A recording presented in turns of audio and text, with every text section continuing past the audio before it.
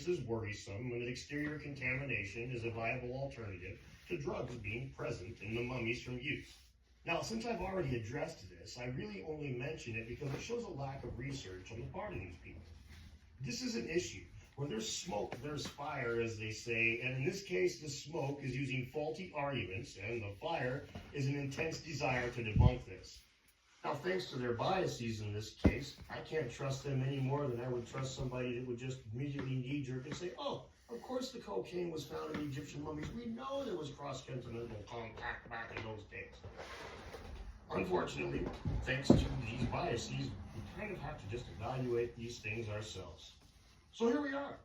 And there is one big claim that gets thrown around by all the skeptics.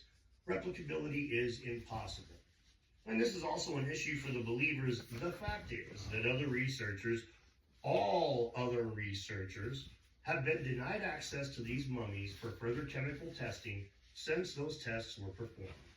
In other words, in order to replicate their findings, this towel's done. they It's had going to to be test ripping other it. mummies. And I probably don't need to explain to you the problem there.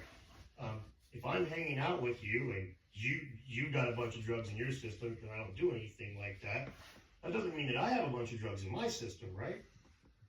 And the skeptics aren't the only ones complaining about this. In all honesty, it seems like any time there's an amazing discovery or an amazing claim, a follow-up is hindered.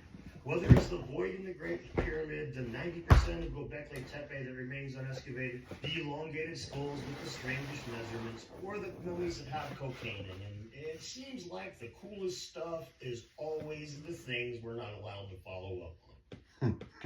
Wow. Is that really the case, though? It's pretty cool.